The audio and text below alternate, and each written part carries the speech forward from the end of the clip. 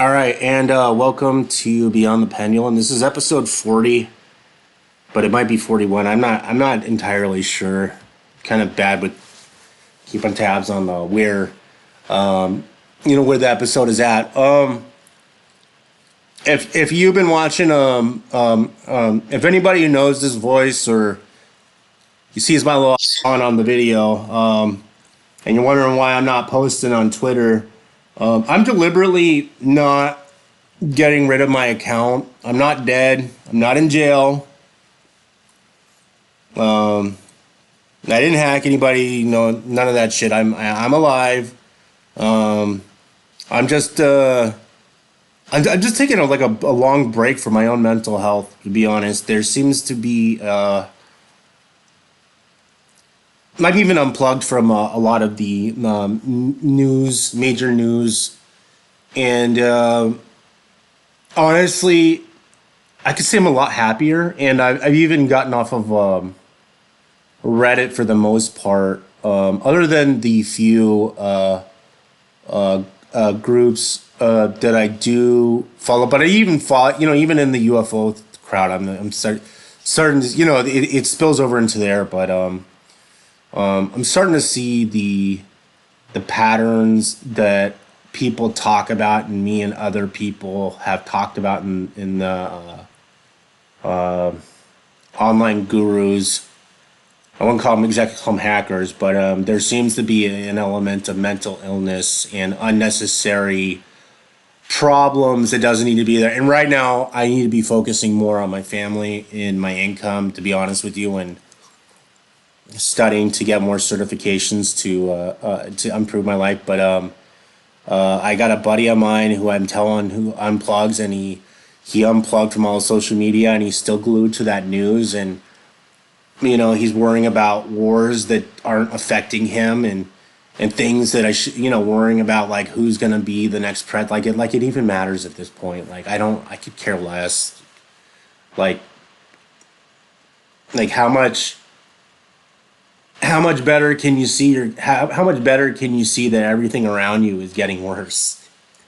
You know, and at times like that, you really just gotta focus on yourself rather than what's going on around you, because you're just gonna be left pissing in the wind when it all falls down. But other than that, there's quite a bit actually that happened. So as I've said on this show several times that and others have said about Arrow being Project Blue Book 2.0. So there was a 69-page report from the Arrow Historical Review, which was part of their requirement to be an agency as part of the government's funding, is that they had to do a historical review, and they did a 69-page review, and they found no evidence of UAP, non-human intelligence, blah, blah, blah, yada, yada, yada. And but when they picked it all apart, the online community, they even people in Congress are pointing out that their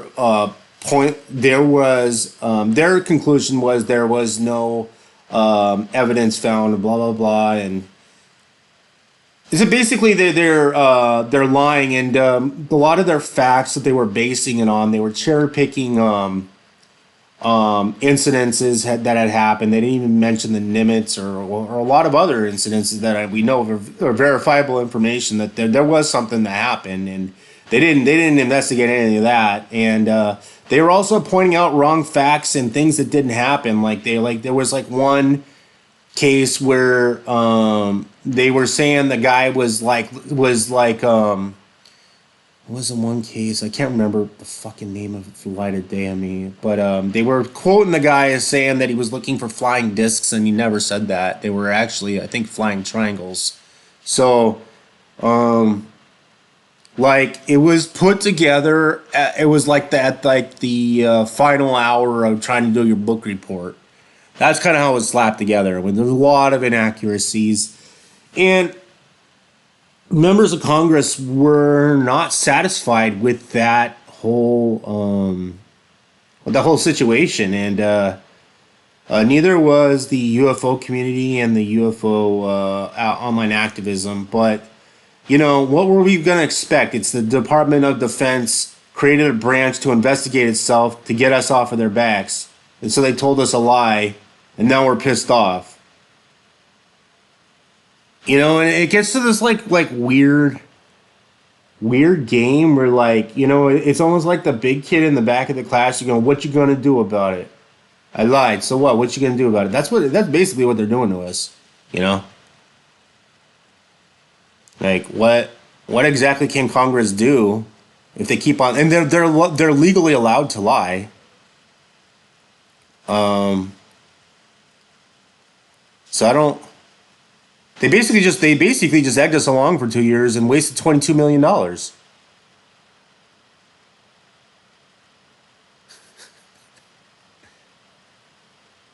Wasted our fucking money. Oh, Alamo, you there? Alamo? Uh oh. Uh oh. Alamo? Um,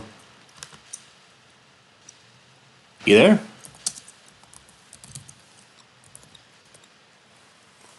Well, I don't know. I might have lost him. I'm not sure. Um, but I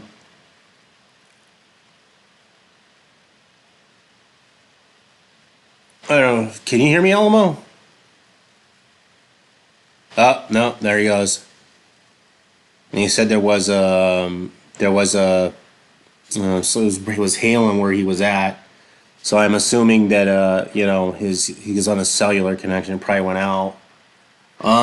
So the government wasted our time and our money, and uh,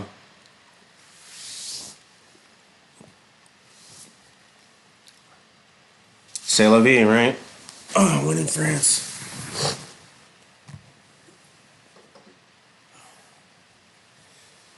But anyway, this is a live show. It's not recorded, so everything's happening live, and yeah, it doesn't sound as or look as professional as some other um, you know podcasts that you're gonna see out there. And personally, I'd rather run it this way, mainly because I don't have anybody to answer to, and I really don't feel like going through spending extra time adding in sound effects and bleeping stuff out. There was a New York Times article that had gone after Avi Loeb's research, where he was um, basically cracking jokes at a lot of the stuff that he was doing, and this is kind of where I don't understand the mentality of what the New York Times, and this has happened like several times, actually recently, where the New York Times has allowed people to start, basically trolling people in an article in regards to this subject. It wasn't, I think it was this, and Forbes had done the same thing where they allowed some Yahoo to start posting articles to troll David Garouche, and I thought it was very. I thought what the article had said was very unprofessional, and it seemed more like an opinion piece rather than like what Avi was saying, rather than going at facts. Um, there seems to be often like well, I'm just gonna say it.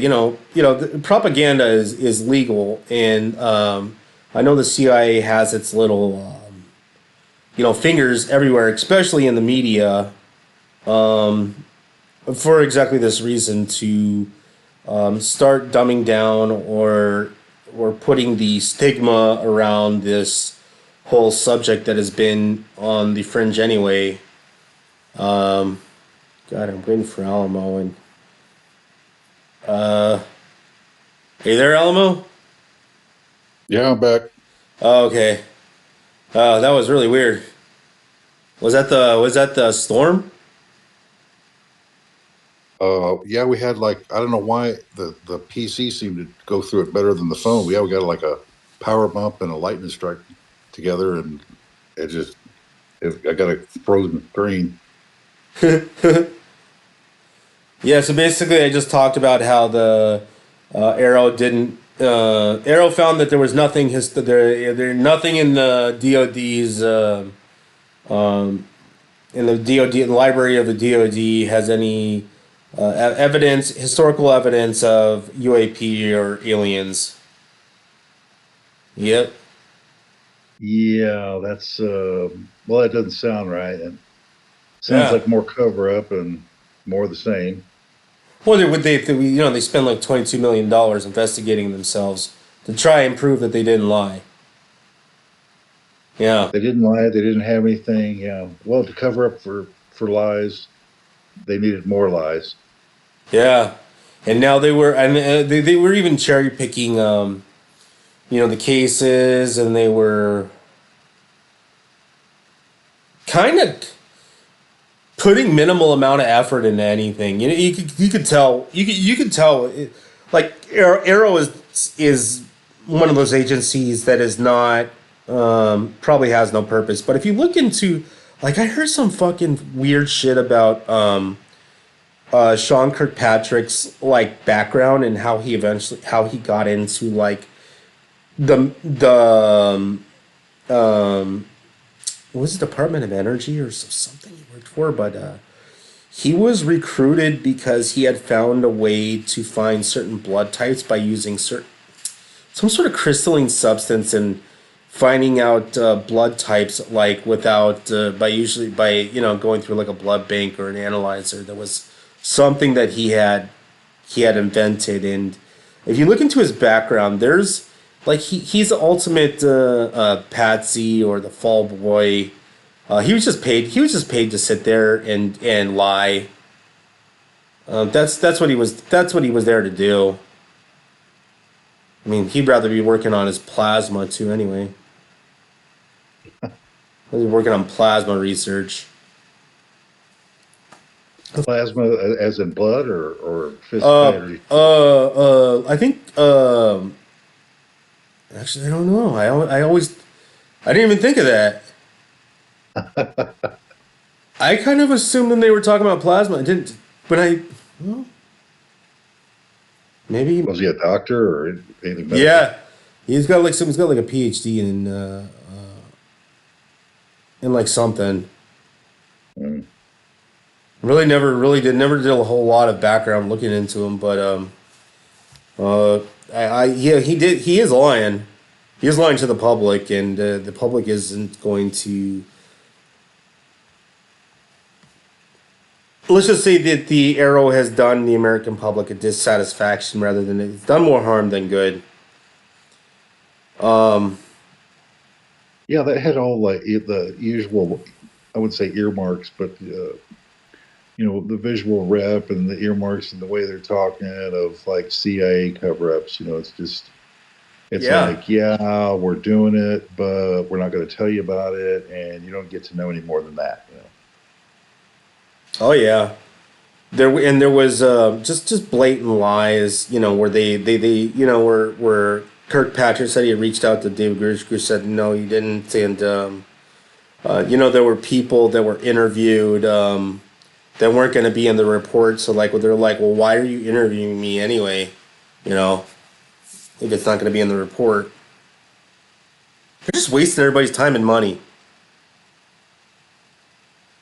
Yeah, they were. Yeah, this is this is the method. It goes on for years. You get all hyped up and into disclosure. You get all pumped up, and then you sit there, and not much happens. Even if we put these Of people course, in jail, they'll go to jail not telling us shit. You know, that's well, there's more of a loyalty to the criminality or the government than there is for truth and the population as a whole. yeah. That's the truth.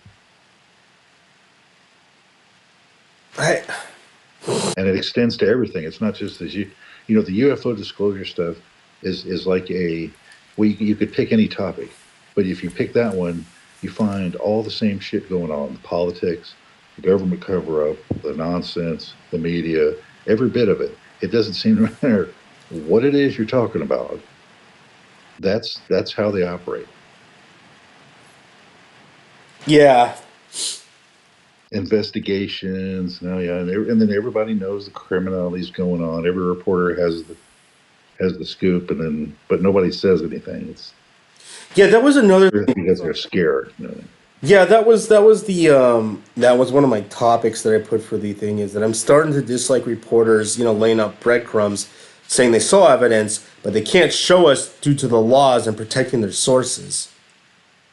Like, you're not doing us a service either. If you know this kind of stuff Yeah, on. you're like the government guy who can always say national security and then just ignore you, whether it is or not. That's another way out of it. Well, hey Tyler, it's national security. I can't tell you. I've got secret, and which also pairs well with the old trick of I've got secret information, but I can't tell you because of X, Y, and Z.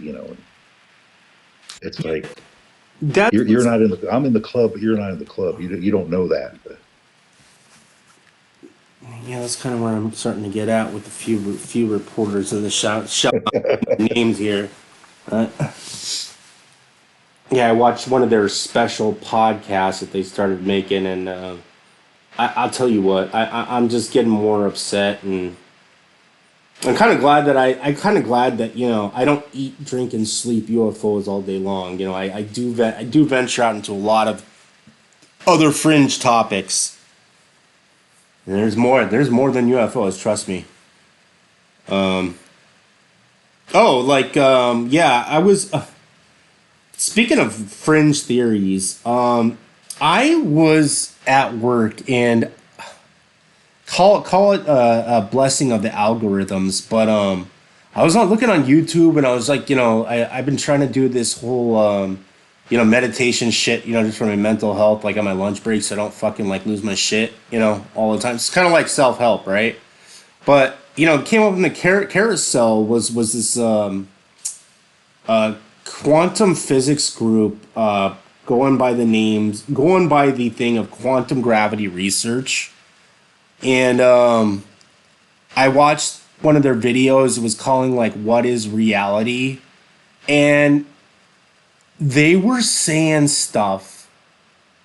And these are physics and the main guy is not has his background in I believe health products, but I think he does have some sort of degree, I think, in the field. But they him and a bunch of group of physicists are trying to create a theory of everything and throwing away string theory, and they got something. They were saying a lot of things that I have been saying. We were talking about in our last episode, like what is reality, like why do we run into these? If everything is of a physical nature, then why are we seeing X, Y, and Z? You name it on the fringe topic: UFO, ghost, demon, alien, what do you name it? Anything that really fringe, and this this might this might have hit on something. So there was, before there was string theory, there were a lot of weird theories on what are we in? What where do we exist? What makes up reality? And they kind of came to an answer based off of an older theory, which is called E8, which is a, I don't know the mathematics behind it, but there is something to Planck length and the way that you can, I guess, condense matter. And they were saying that geometrically, the eighth dimension would probably be the most compact you could get any type of matter in mathematically, and I don't know how that works, but they were saying a lot of other things like the the eight sided whatever the eight I don't know what it's called, dodeca whatever the fuck it is probably the weird shape that we would see on a Planck length, where it would be like a structure of these like quasi crystalline eighth dimensional crystals that make up space. That like we've always wondered what space is. What is space? What is because nothing is not nothing. They're saying it is an eighth dimensional particle, and what we're seeing, and this is where string theory got it wrong and kind of right. What we're seeing when people are like you see UFO and they say it's morphing, it's changing, and it's doing all this stuff, and that would be something we would see in a higher dimensional object. And the leading theory is that they were string theory thought it was something looped to another thing. That's not what's going on. And what they're saying is it is a higher dimensional object, casting its shadow into our reality, and that's kind of how our reality is a shadow of these higher dimensions, and that's kind of where things start getting weird. And another one of their theories was called what the heck just happened? Just lost all my notes.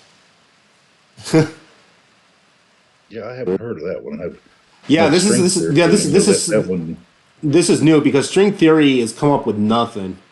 And this I've heard of E8, but I didn't know what they were doing, and they were also believe in something called emergence theory. And E8 and emergence theory kind of coalesced together. So there's some weird paradoxes that we see in quantum physics where everything seems to be entangled with each other, and why can subatomic particles break the boundaries of the speed of light yet be everywhere?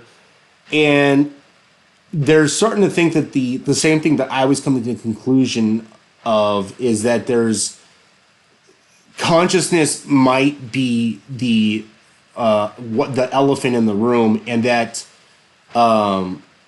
indirectly when we see like I've been saying it for a while and people don't agree with me, and that particles and don't exactly exist unless they're observed. And the emergence theory is that the future controls the past, but like in a bootstrap motion where the time is not linear, it's cyclical. And the future would create the past, if you're thinking nonlinear, which would kind of be how I would think the laws of the universe existed on some weird fucked up level. And that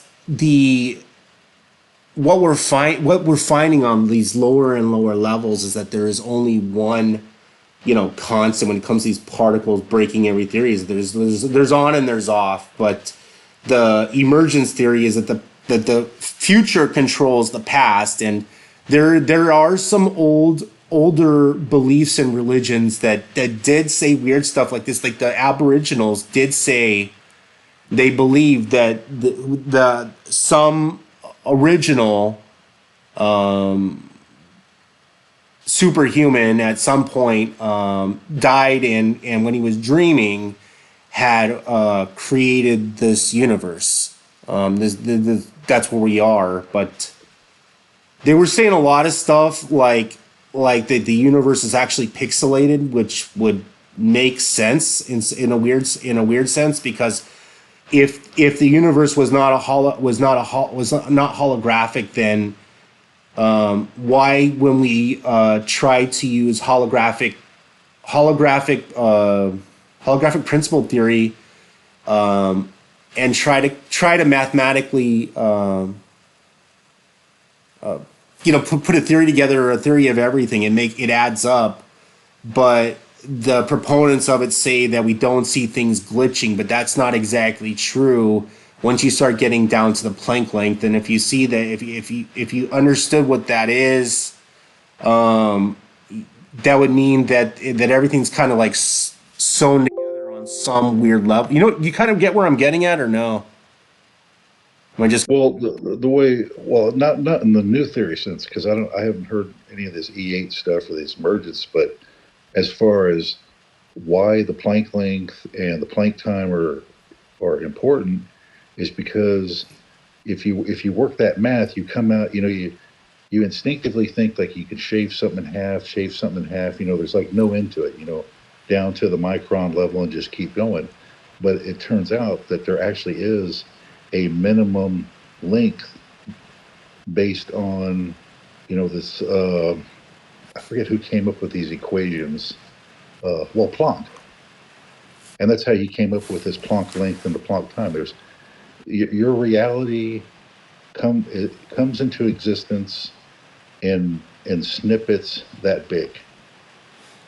And so you are in kind of a digital environment where you're in a digital recreation of some analog or something else. You're not in a truly continuous existence.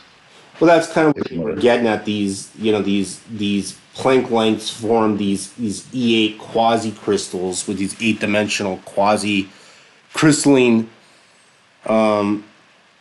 quasi crystals. I don't know. A quasi crystal is just any kind. I guess there's some sort of definition, but they form. yeah, because there's, I don't know. I saw this the other day. There's like 8 or more states of matter now. There used to be 3 or 4. Now they've got all these time crystals. I'm kind, and I'm not really up on that stuff. I mean, it's really whacked out, and I guess it's true. I mean, they seem to be proving it, but yeah, yeah, how that merges in with new theories is beyond me. The Well, only other the thing I would say about string theory, where it kind of fit, like this Planck ideas, and and the other way it worked into gravity was it seems to have figured out, this low value that you get for gravity because it's leaking into eighth or ninth dimensional space. So yeah. it's kind of funny they come up with the same eighth dimensional thing because that matches, kind of what they were coming up with. And not that they ever really proved any of this. It's like string theory got you that far, and then that's kind of where I left it because it's like Well, that they was weird they enough for me. yeah, they kind of threw string theory together because it doesn't make any sense. And when you try to make a theory of everything, it kind of falls apart. But the E8 was like based off of, I guess, some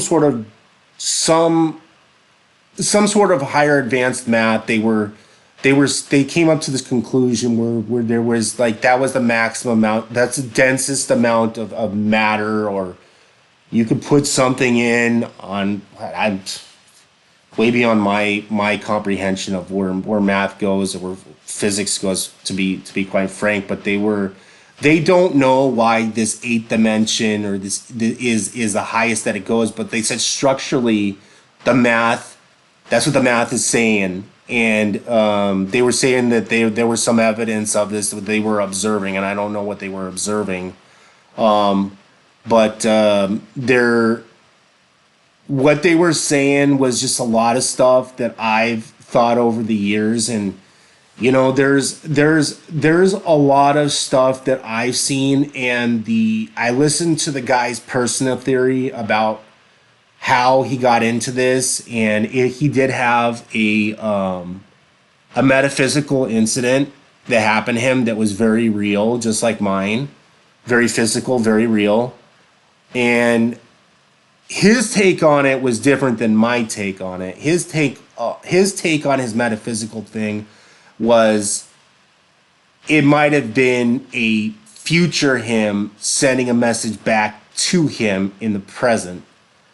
And I've I kind of discounted my experience on that, other than if consciousness is the cosmic glue, if that's all this is some sort of greater consciousness, and I am living in inside of it,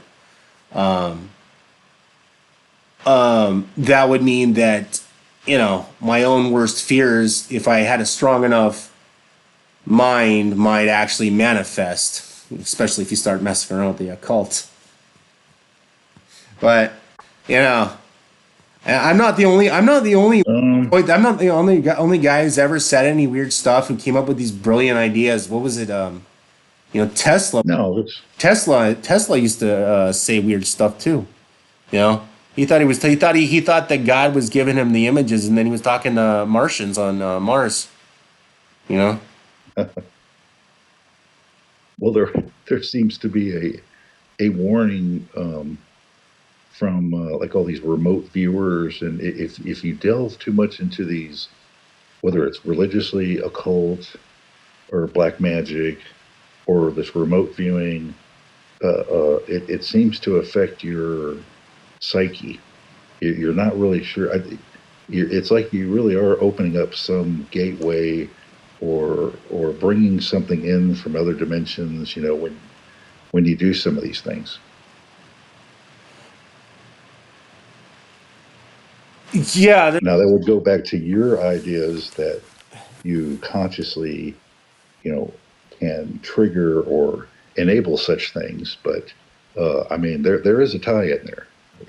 Well, like I've said with my tulpa theory, is that if these, I might not have been the original. These ideas might actually become spawns of some sort of consciousness that doesn't have a body.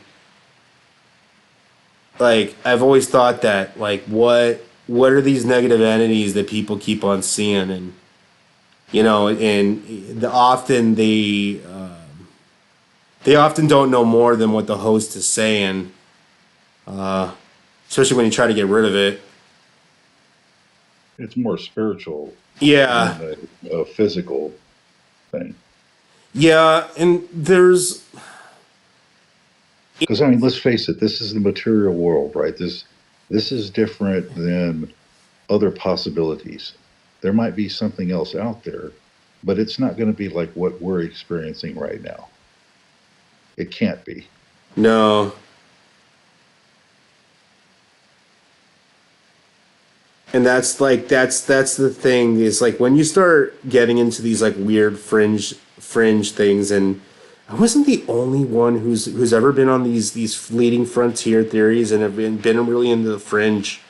Like the one of the pioneers of a modern rocketry was like heavy into the occult. Was friends with Aleister Crowley before he accidentally blew himself up. Hmm. You didn't know that? No, I haven't heard that story. I mean, it was, And Crowley was friends with Von Braun and what was that guy? The guy from Scientology, Ronald Hubbard. oh, Hubbard. Yeah. Yeah.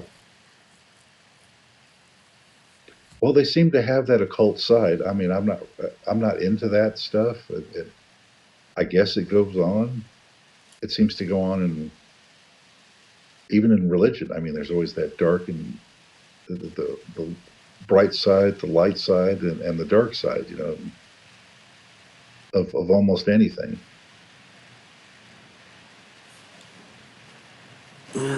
Especially like what is it, all that weird stuff, the Virgin Mary, Guadalupe, all that.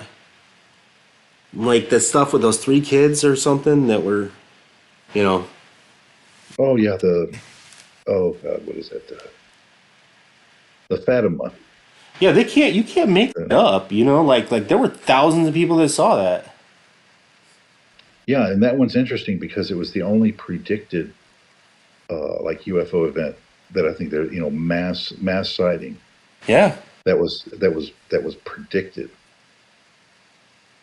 So yeah, whatever they saw or conjured up or what everybody said, I think that was some kind of UFO event. I'm sorry, because the description of what happened, what would they call it? The mystery of the sun, or like the sun was moving, and or the UFO, whatever it is they saw, you know, was messing with them, Something, yeah. and they've kind of twisted that into a religious experience, or maybe it's a merging of the two. I've kind of gone both ways with it. I see, the Catholics are big on that one. Those mysteries of Fatima, and so I've seen it from that side and the way they look at it religiously. But there's this other side that it's like, no, this was more of a a mass UFO sighting. They got co-opted by the Masons who ran the newspaper, and I mean, it's, I don't know how you dig through all that, but Well, I've run into some weird stuff that that have been said by people who witness large events like that. Like people are not all seeing the same stuff, and I've witnessed that firsthand on yeah, the occult stuff, and like I shit I don't know how many times like I've got a gift of like seeing something. Like I can see something, like I can see like little flashes of light, like whatever they were seeing, and that's all I would see. Would like it looked kind of weird, But I have HP. What is it? AIDS. What is it from doing psychedelic drugs? HPPD. So I kind of see like weird static everywhere, but it kind of like groups itself. But like, there's been multiple times where I'll be like, "What? Like what?" Like I wouldn't know if it was there unless they said something. And there's been a couple like two times where I didn't see anything other than what I would see if there was some sort of like presence or usually negative presence, and they were seeing something, and one of them they said that thing was me. They thought that was me, and they were chasing it into a building like some random building, and that wasn't even me. So it's quite possible that we might not all be seeing the same thing, even though we're trying to witness something. Maybe the brain is interpreting whatever the hell it wants to interpret it as. yeah. I mean, if you're being misfits, is a twisted reality. I mean, that's possible. Yeah, you could make three people see three different things.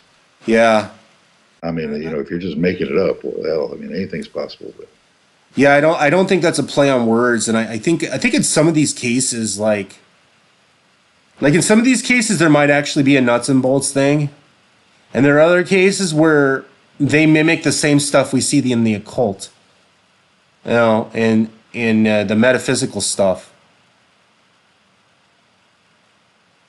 I don't know. It's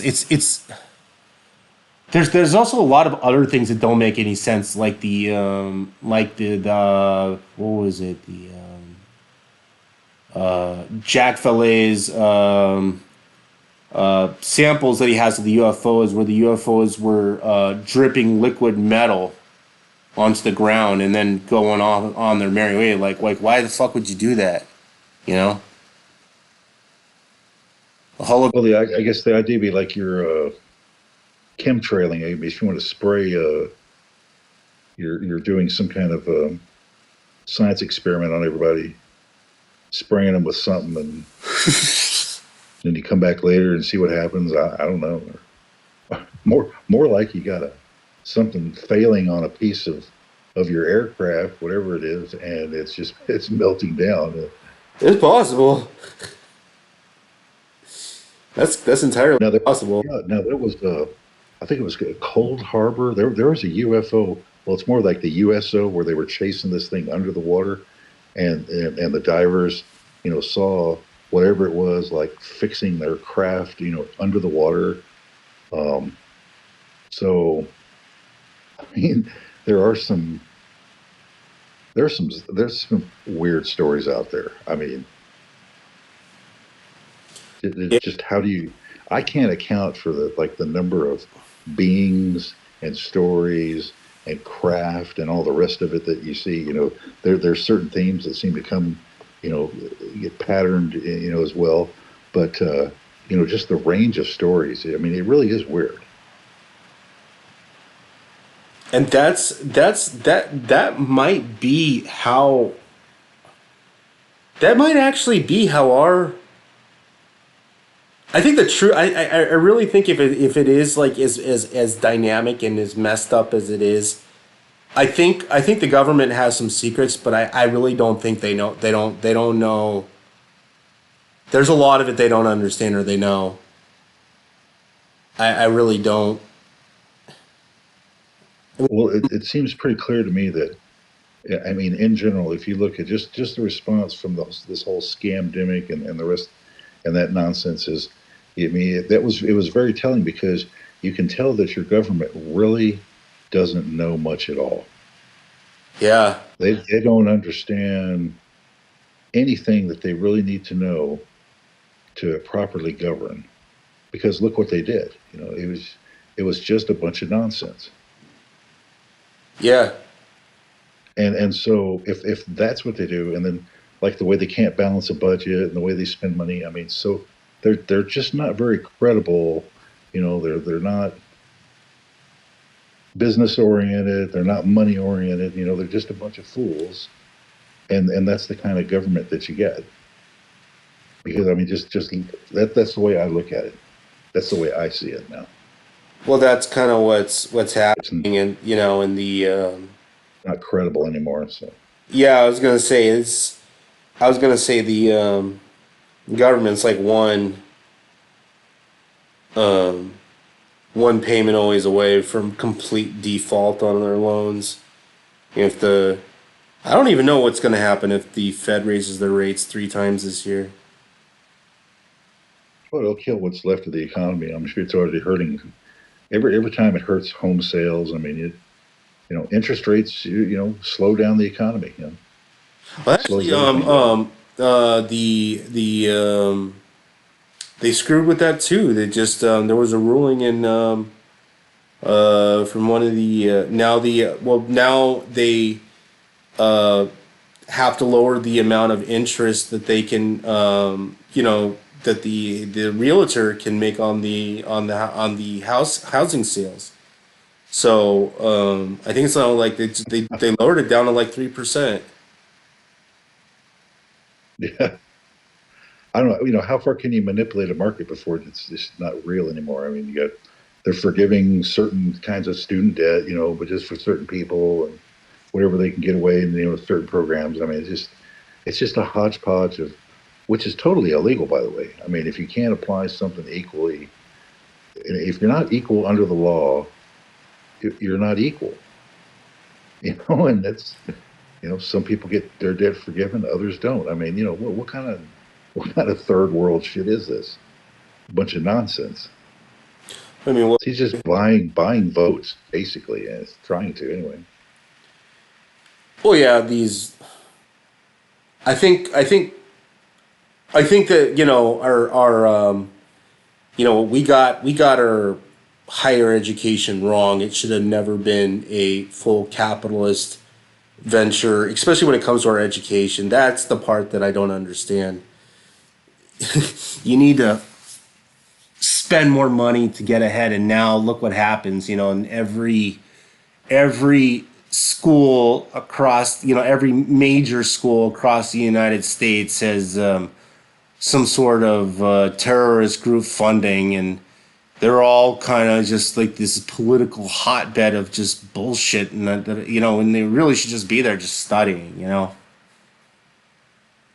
I Yeah, I mean, back in my day, it was just like you would have things like that go on, but there was a spirit of debate. Let me put it that way, where you could argue, and hey, let's face it, you're still young, you're in college, right? You really don't know shit, and that was a way of learning things. You learned somebody else's views and opinions, and then you kind of thought about it or wrote about it or whatever was going on with the class. But you know, now it's like you have to become the militant, and we're just going to go to blows over whatever it is. So but so that whole spirit of debate is lost. It's like, no, we're through talking about it. Now Now we're going to war about it. It's like, oh, Yeah. really? Well, fuck, what happened to college? What, so that's how it's gotten politicized. Everything's getting weaponized against you one way or the other. And then, sure enough, you see some leftist group that let's say is for some censorship in some way that, and then it backfires on them, and they're like, well, hey, it's this way. Well, it's okay for the other guys, I guess. Hey, it's your turn, right? I mean, that's how it works. Yeah, these I don't know what's going on. I've always It's said, hilarious, baby. yeah, there's a few parts of American society that doesn't make any sense. The medical field and our education system. Those are like two things you shouldn't have to do. Is one, improve your situation. You have to pay more money to educate yourself, to get the degrees, to better your income.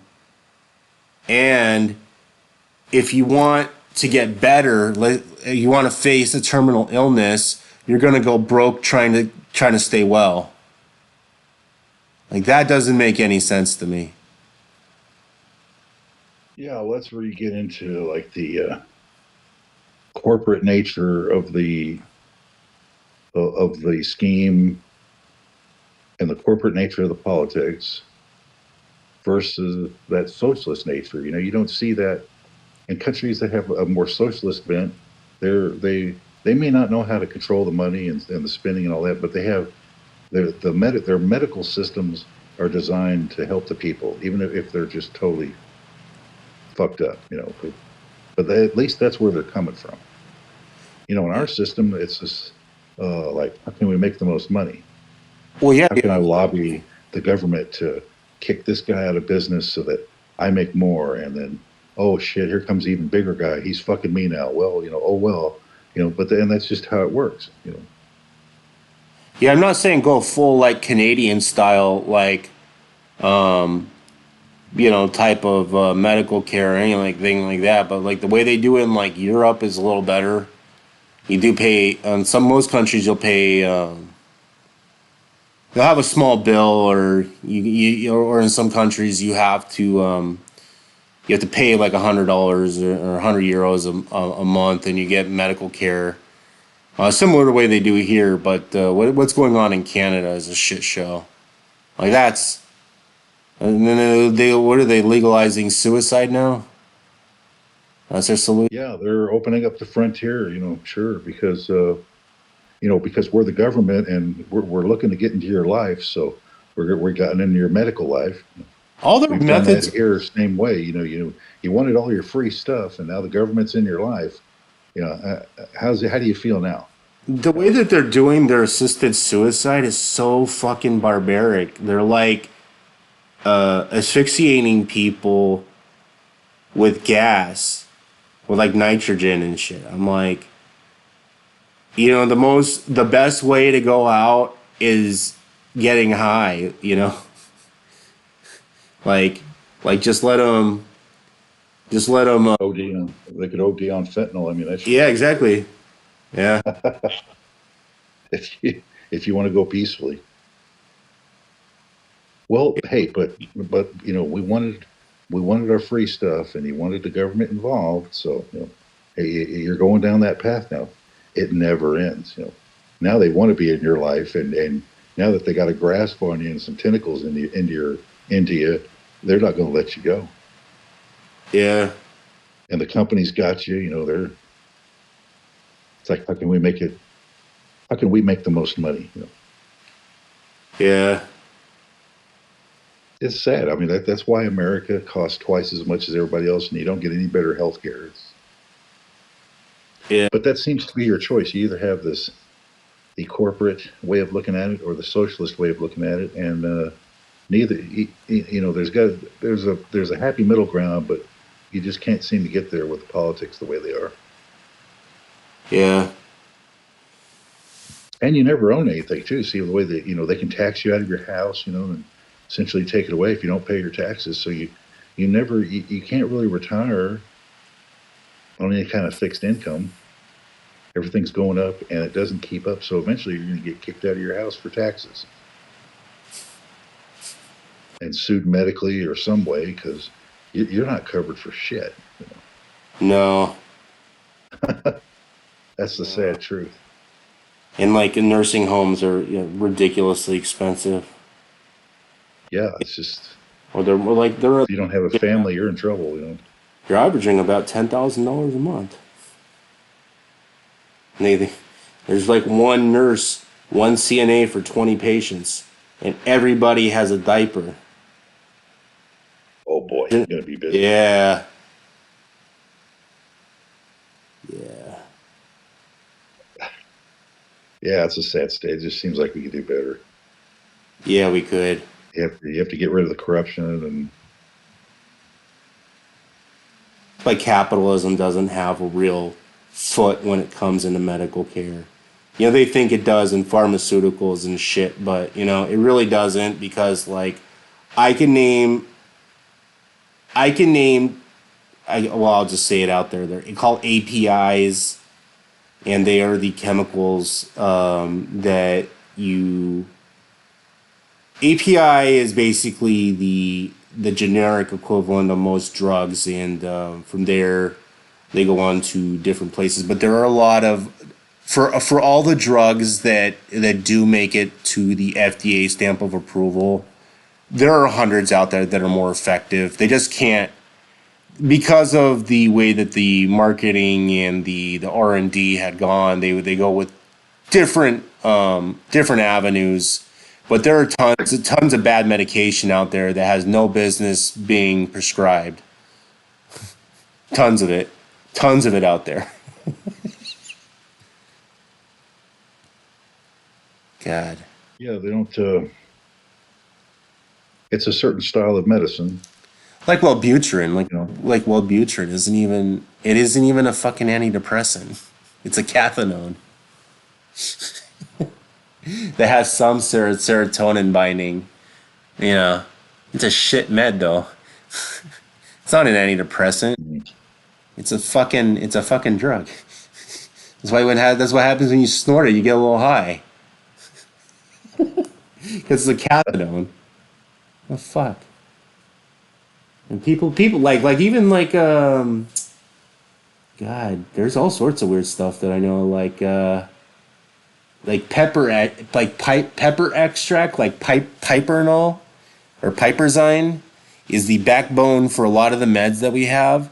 Everything from stimulants to Viagra, you know.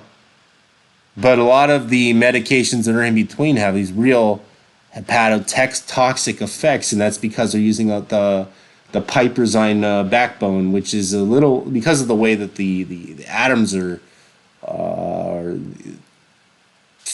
well bonded. They do have some side effects, but there's a lot of those kind of meds that are out there. But we look the other way because the reward is better than the downsides. It's the same thing with fluorinated medications. Why do we fluorinate medications? Because we fluorinate it, it lasts in the body generally longer than if we're using some sort of methyl group. But fluorinating what's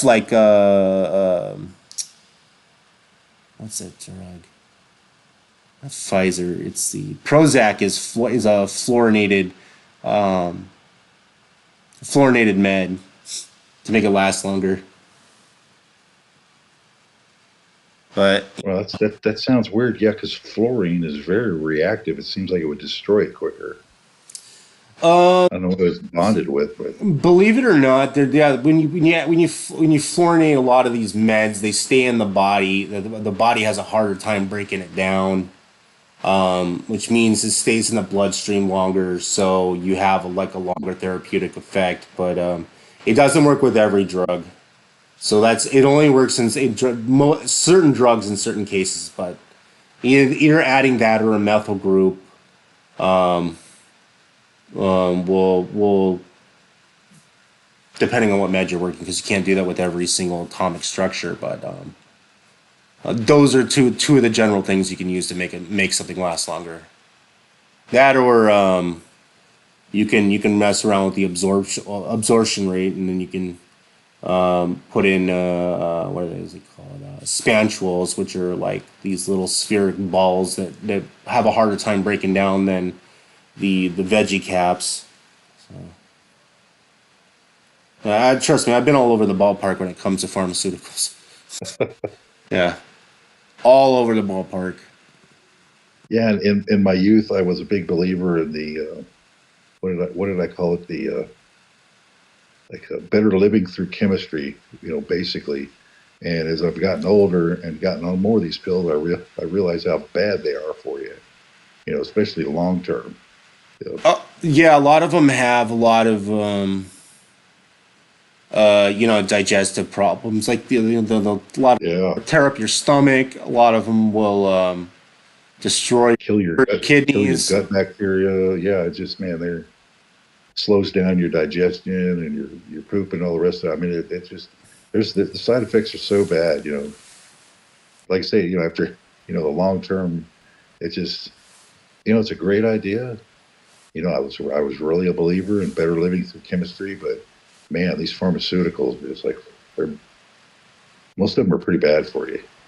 Yeah, and the doctors are not as educated as the pharmacist is with a lot of these medications. Unfortunately, the doctors like to think that they are, but I've done 360s around doctors on meds. They'll ask me how come I know so much, and I'll shut my mouth.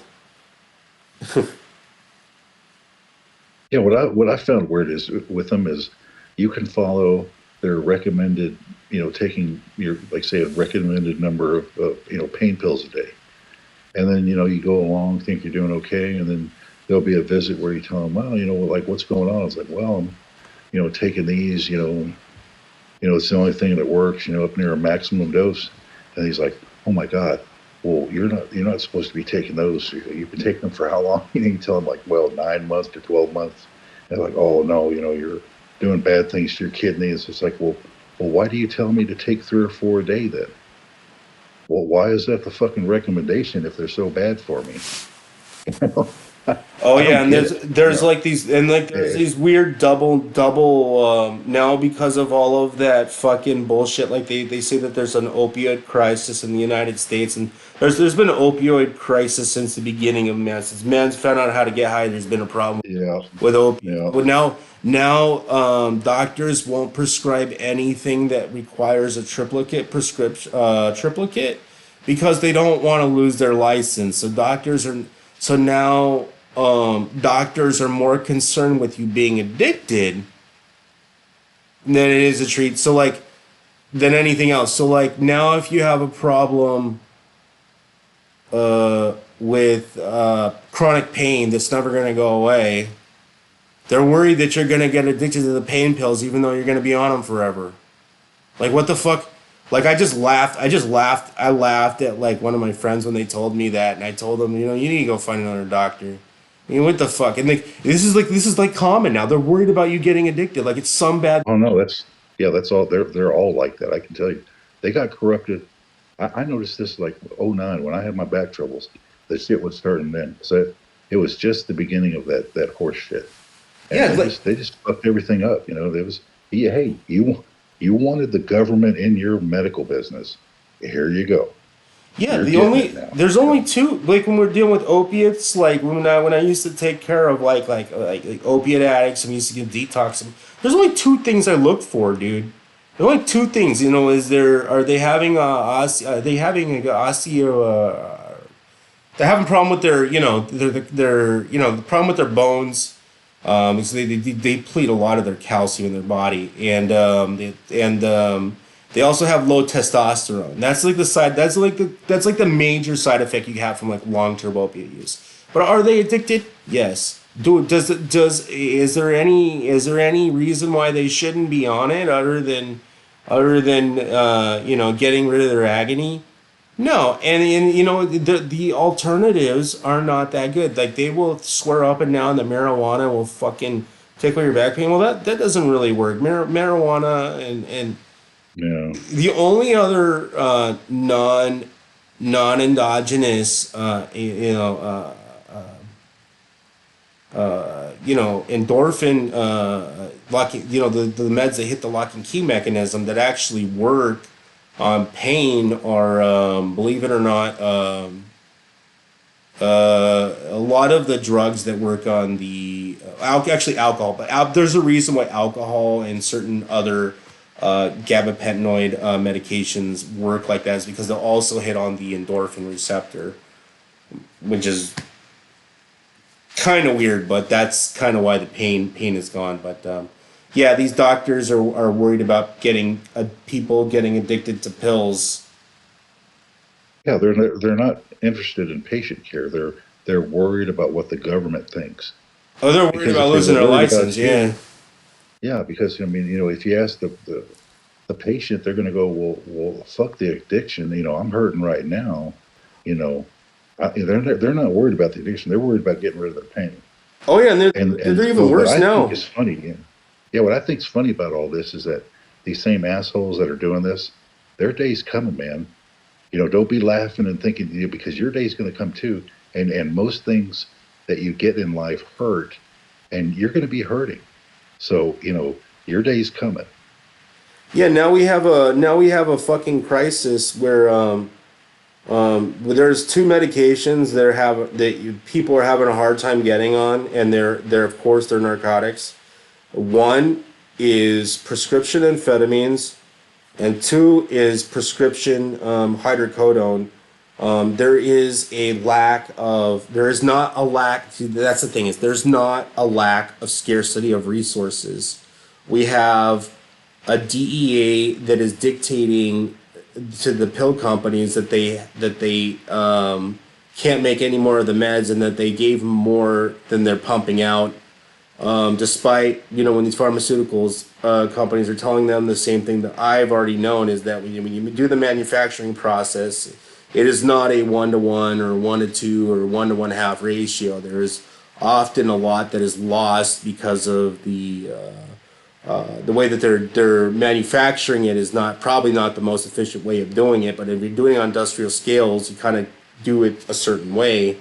And the DEA is now hoarding or restricting the chemicals that are necessary to make these medications, and there's not a shortage of the stuff to make the meds. And that doesn't stop anybody who needs their ADD medicine. They'll just go to their dealer, or they'll buy some Adderall or whatever. They'll just go to get some crystal meth or whatever. You're not hurting like the real. You're hurting the real patients who aren't gonna go hit up homeboy in the corner. But the people who really need these meds are the ones that are suffering. Yeah, they could just care less about you, which is Yeah. why I could care less about this government. Yeah. That's Same how here. that works. Same here. It's no problem. If that's the way you want it. Yeah. Go. They were. I just can't believe how far that whole Purdue pharma shit went, because I don't like. I'm not saying that it didn't do anything wrong, but what I am saying is that like um, a manufacturer of a medication is not responsible for people getting addicted, especially when it's a controlled substance. It's a controlled substance. It's a Schedule 2. Like, what part about a You know, Schedule 2 the, do they not the understand? the whole problem with this thinking is just what you're describing. Yeah. It's not up to the patient. It's like, hey, you're the informed consent individual who's having the choice whether you want to take this for your pain or not. Oh yeah. There's no the fucking government doesn't have anything to do with that. That's the problem. They And yet they insist that they do. You know. They're like the one medication we used to give them to addicts. They used to give them prescription for, what is it, buprenorphine. And we mix it with naloxone, makes it a Schedule 3. Even the one without naloxone is a Schedule 3, and the reason, and it's a long acting opiate, right? But it's to the average user it's strong, but to them it's like nothing. And they purposely made it a Schedule 3 because they don't want to deal with because somehow or another the doctors who are prescribing this stuff just don't want to deal with the bullshit. If it was a Schedule 2, they wouldn't even deal with it. You know. But now they changed that too, and now the doctors have to have a special class on it, and only people with a certain certification can can start handing out these meds, and they can only have so many amount of patients a month or something. And I'm just like, this is stupid. This is stupid. Like I've always had a problem with the whole regulations, the FDA and the DEA. I've always had problems with that. This isn't if you have a government authority telling you what you can put in your body, then you don't have inalienable rights, and you don't have bodily autonomy. You have a government body telling you what you can and can't do. That's not inalienable. Yeah, If I want to drink gasoline, so be it. You know, if I want to eat cyanide, go ahead. Hell, if I wanted to shoot heroin until I overdose, that's my own prerogative. You know, there's always that's right. Yeah, and the sad truth is that in the America of 1776, you could do that, but that all seems to have stopped somewhere in late 1800s or early 1900s. It's just like you don't have rights anymore. no. That's the problem. You don't have any say in this. You get told what to do, and that's just how it is. It's all inverted. You've lost control. You don't even have a government that seems to even care. Oh, you know what's even the funnier shit about the stuff that you're saying right now? All of the stuff that was going on in the 50s and 60s, all of those fucking psychedelic drugs that they said they had no medical benefit and were Schedule 1, including GHB. Now they're now they're coming back, and they're actually real medicines. And GHB actually does have a real it can what are they using? They're using sodium oxysorbate. They're using it as salt form, and using it for narcolepsy. And I don't know how that works. And now they're finding out that drugs like psilocybin, LSD, MDMA have real help in a lot of the mental health stuff. And now they're saying another report on its phase 2 trials saying that one dose of LSD is better for anxiety than using daily anxiety medicine. Ain't that some shit? Hmm. Well, yeah, as bad as they are, that zaps them out of it, whatever it is. Yeah, well, the fact you remember from that, what you just described there, is that the government lied to you. It was very important that you get lied to for all those decades so that we could make something that was really, I wouldn't say good for you, but had some value. We need to make that criminal, and we need to bust your ass for it, because this is all about control. This isn't about anything. This isn't about being smart or using things, medically when you can, or anything like that. This is about controlling you. We tell you when something is good, and hey, it might be bad tomorrow. We don't know, but when we tell you it, that's what you need to that's what you need to run with, because you're just a little slave. I don't know if you've read a bunch of these papers on. There's some real science that is going on in neurochemistry and neurology, and brain mapping.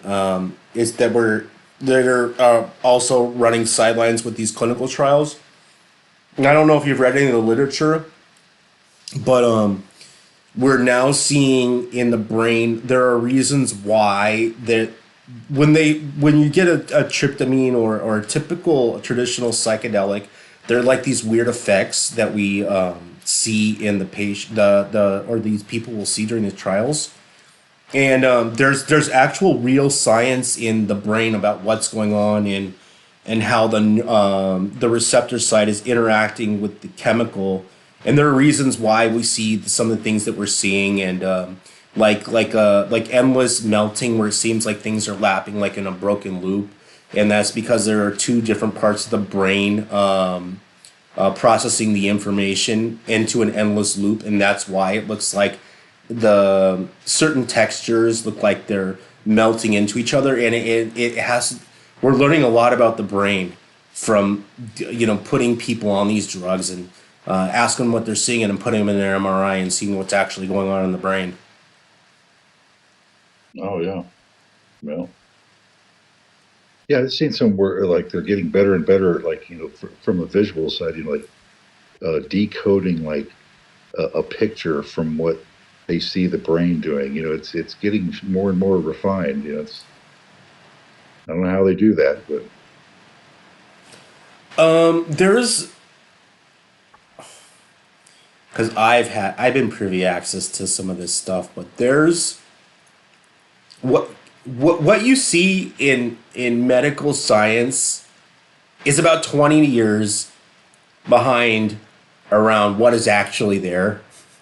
And I don't know if I should even be saying this, but there's at a lot of prominent schools there are let's just say hypothetically that we were able to map a certain psychedelic molecule interacting with the receptor site on an atomic scale using different techniques in MRI. It's just not a normal MRI. It's more like a three-dimensional MRI using additional chemicals added to create more of an effect. And because of this model, there are AI machines that are able to do cycles of drugs that without using the patient testing. We're learning a lot about chemistry where we can tweak some of the bonds and get rid of the whole and create an effect that we want for a psychiatric medication from a psychedelic medication and sort of get that benefit without all the hallucination. There's a lot of stuff that we're learning actually too through that whole breakthrough. But I'm just saying the medicines that are out now are about 20 years behind what's actually out there. yeah, it takes them so long to get through these trials, and Yep. which is a good thing, honestly, because I mean, you see what happens when you don't, you just rush out a vaccine in 6 months.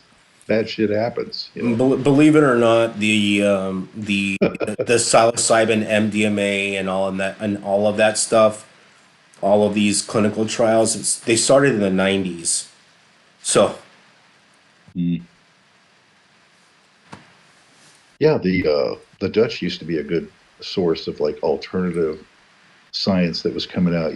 They were into some trials, and okay, they weren't clinical, double blind or whatever, but I mean, a lot of this stuff was known, in if you want to say like the prepper and uh, backwoods community, because they were looking into all this stuff a long time ago. Really starting in the '70s is kind of when that weed culture and everything got going. yeah, same with the MDMA was being used for therapy. That was yanked because it was being was more of it was getting into the clubs and everything. But now we're realizing that it allows a patient to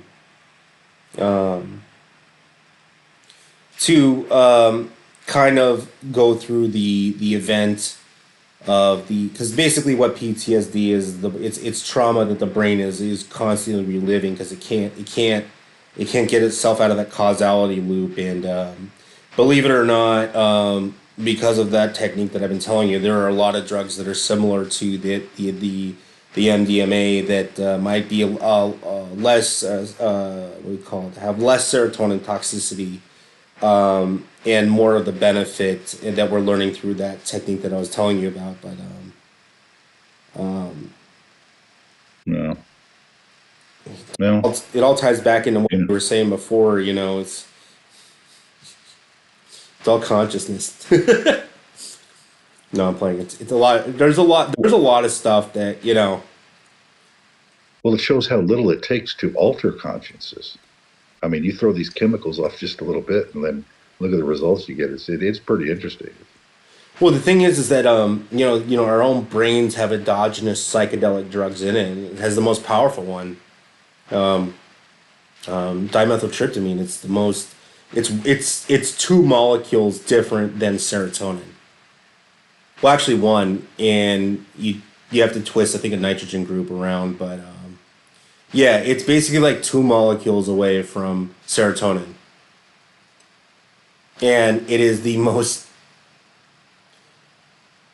Well, that's debated now because 5-MeO is, they say, more hallucinogenic than regular DMT,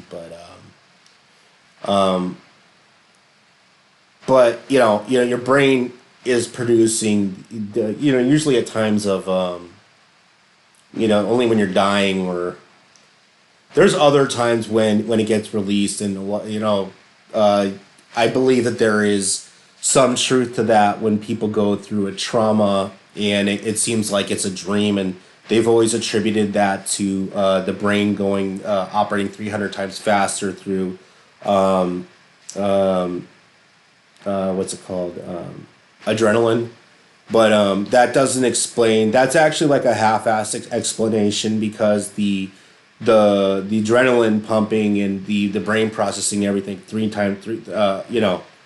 and everything faster would create that the time slowing down sensation, but it doesn't create that dreamlike feeling, which is where you would get the weird psychedelic pump, the weird psychedelic thinking. And there's that's not the only weird thing that I know about that gets released too. And there's another one, but it's really like fringe medical, and they don't understand what it is.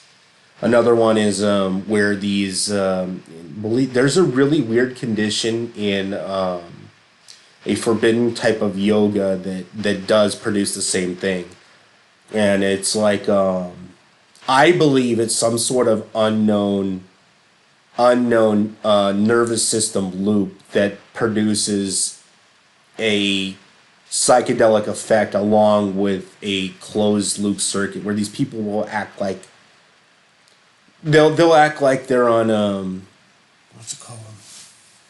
They'll act like they're having like a manic episode, but they can last up to 6 months, and it's called what do they call it? Kundalini awakening. But I believe there's probably some sort of medical stuff going on there, but people claim it's spiritual, and I'm like, well, it might be spiritual to the interpreter, but there is probably some medical stuff going on there, but it's so fringe and so rare that and it's not taught everywhere, and it's not well known about. I've only come across something like that once in my life, where a patient was complaining of his back was burning and shit all the time. I didn't at the time, I didn't know what was going. I thought he was actually just hitting me up for painkillers. But now looking back on it, he probably was one of those weird guys. It was in a really weird area too. In the same part, it was like in the tailbone. You don't get that weird burning sensation on your tailbone. Well, unless you like sit down wrong or something, or you got some problem there. But Yeah, he was complaining about uh, burning. I was like, oh. And we're up and down the wazoo. We've scanned everything. We've even done a biopsy. There's nothing there. yeah, I mean, some people are wired different. Well, that's what I mean. If if you can misregulate chemicals in your body, or if they get misregulated or out of whack, you can see how you could have these experiences. I Yeah. mean, it doesn't seem to take much to really throw people off and make them psychotic or whatever. It's just, um, hell, I mean, I mean, the old way, well, not that necessarily everybody that fast, is looking for some kind of, fringe experience, but, extreme fasting is another way of getting there. You just force your body into a condition and, basically starve yourself, or, push that envelope, and it gets kind of weird. I mean, Yeah, people going. you are going Yeah, to have an experience, believe it or not. some kind.